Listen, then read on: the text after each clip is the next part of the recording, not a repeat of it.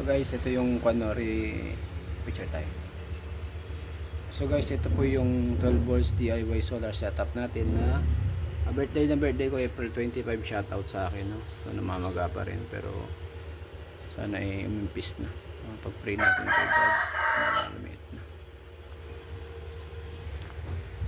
Ayan, pumalit yung isang mata ko.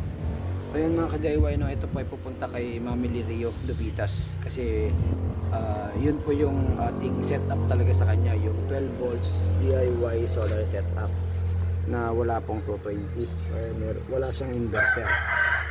So ito po yung mapupunta sa kanya. So kinukondisyon lang natin para pag pinunta doon okay na, no? Ready to use na lang siya.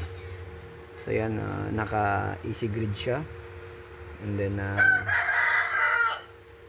ayan, maandar po siya sa AC grid. Papasukan na lang natin ng battery para matesting kung ano yung program niya, ano yung kanyang disconnection at saka reconnection, anong voltahe.